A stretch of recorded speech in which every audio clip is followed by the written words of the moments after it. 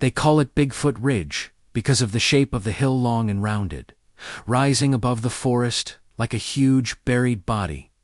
At least, that's what my grandpa said when he first took me there. He used to hunt deer along that ridge when he was young. By the time I was old enough to go with him, he didn't climb it anymore. He'd just park near the base and point. "It's up there," he'd say, "is where I saw it." Something that wasn't supposed to exist. I always thought he meant a ghost. The old-timers in town sometimes talked about the spirit on the ridge, a tall figure that moved between the trees.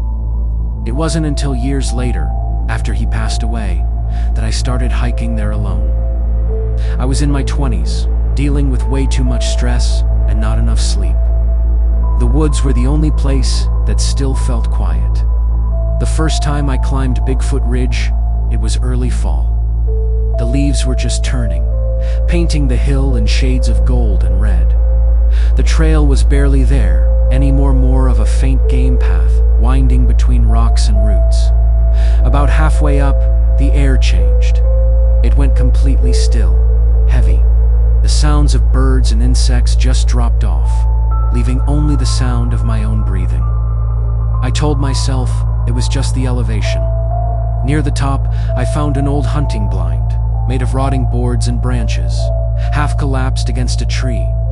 I knew instantly that it had to be my grandfather's. He'd once told me he'd built a little fort up there. Standing in that spot, I felt closer to him than I had since the funeral. I sat down on a fallen log and just closed my eyes for a minute. That's when I heard it, a long, drawn-out exhale. And it wasn't mine. I snapped my eyes open. The woods looked the same.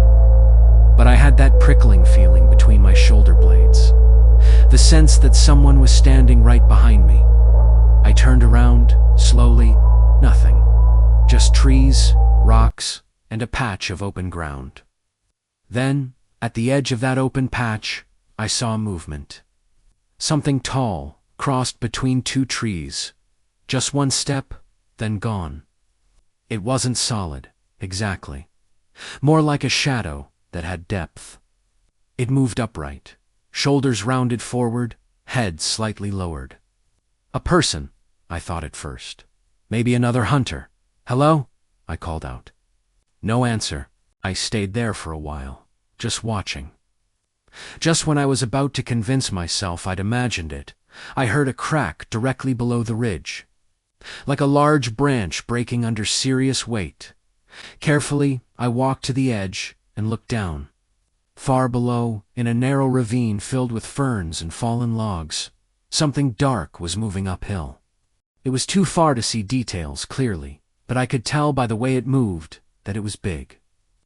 Each step covered more distance than a person's would. It didn't dart or hesitate. It moved with this steady, deliberate purpose. As I watched, it stopped and turned its head up, toward the ridge toward me. I stepped back instinctively, heart absolutely racing. I couldn't see its face from that distance, but I knew, with that strange certainty you sometimes get, that it had seen me. I left the ridge a lot earlier than I'd planned that day. Over the next few months, I went back again and again. I told myself it was to feel close to my grandfather, but a part of me also wanted answers. Each time, something small would happen. I'd hear a branch break when there was no wind. I'd catch a whiff of a strange, wet, musky smell. One time, I found a pile of rocks stacked in a neat little tower beside the old blind something that definitely had been there the week before. I never saw the figure clearly again, not like that day. But the feeling of being watched never went away. One late afternoon, as the sun was dropping behind the ridge, I heard a familiar voice in my memory, my grandpa's he'd once told me. I saw something up there that day, boy, tall as a man and thick as a bear. It walked like us, but didn't look like us. I only saw it for a second, and then it was gone.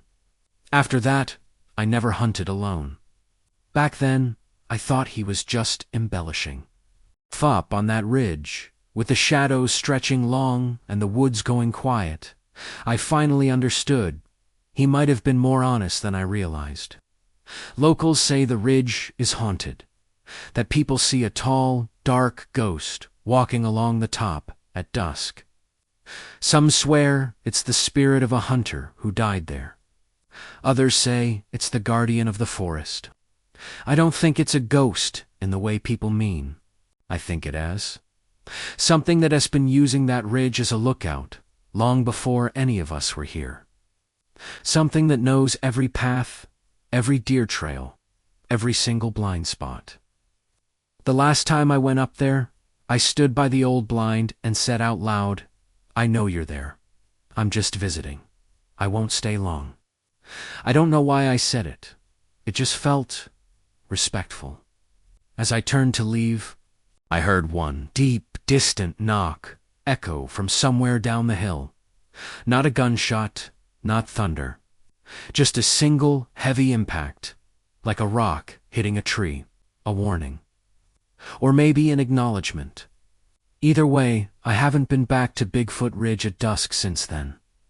If something still walks that hill, watching the valley the way my grandfather used to, I'm okay with leaving it alone.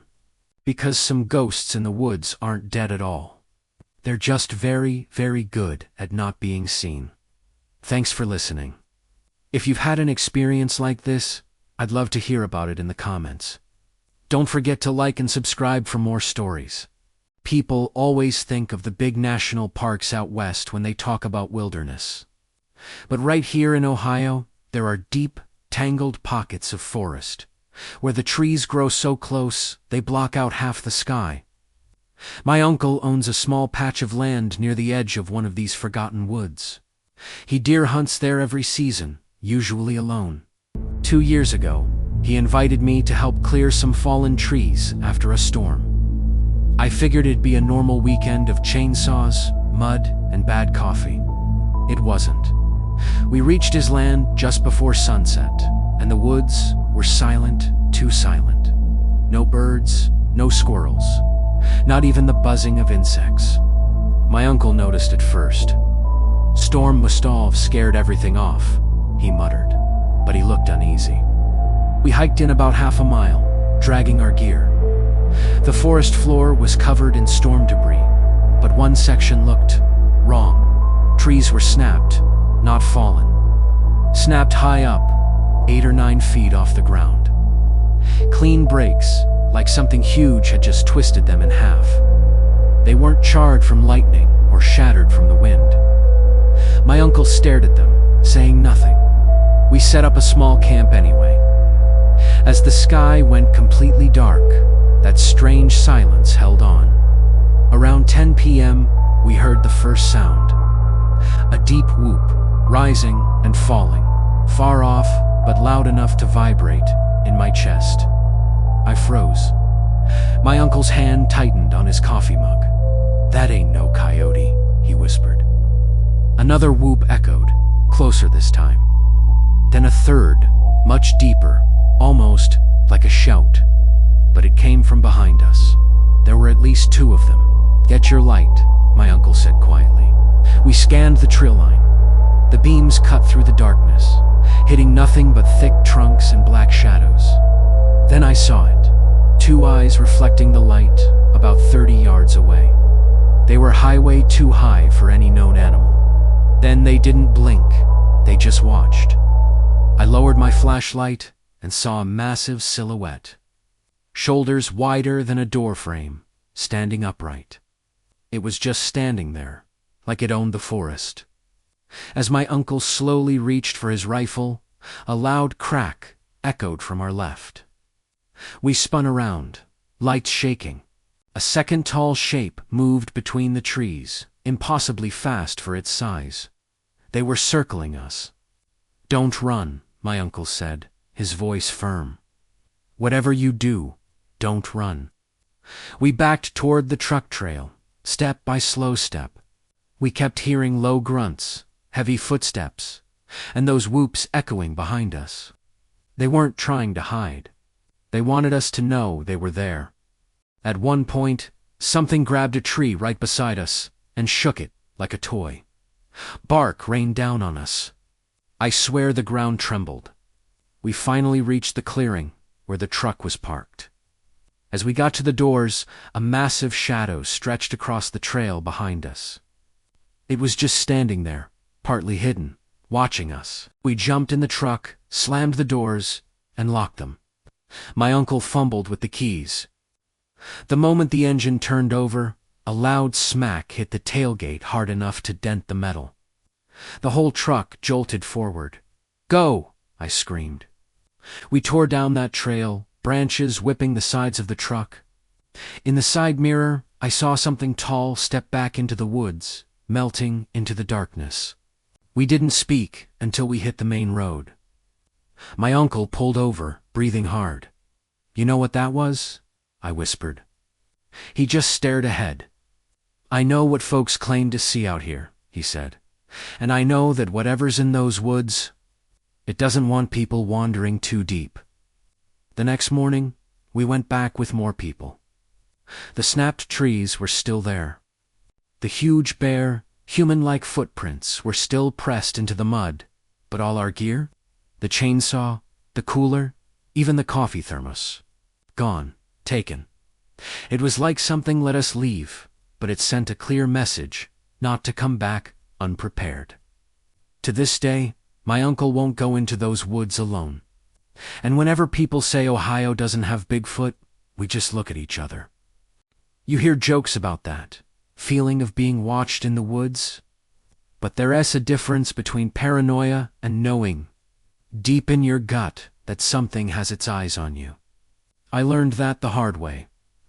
Last spring, my friend Marcus and I went camping near an old logging trail, a spot we knew well.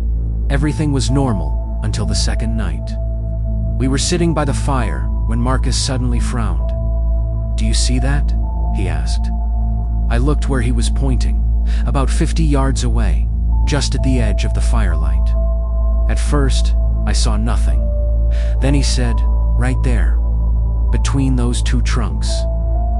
I focused, and my heart dropped. Eyes, two pale reflections, low in the darkness. Not glowing, just catching the firelight. They weren't at the right height for a deer or raccoon, and they didn't blink. They just stayed there, perfectly still. Marcus started to stand up, but I grabbed his arm. "Stay still." The eyes vanished for a second, then reappeared closer, between another set of trees. The movement was too smooth, too quiet for an animal that size. "It's stalking us," Marcus whispered.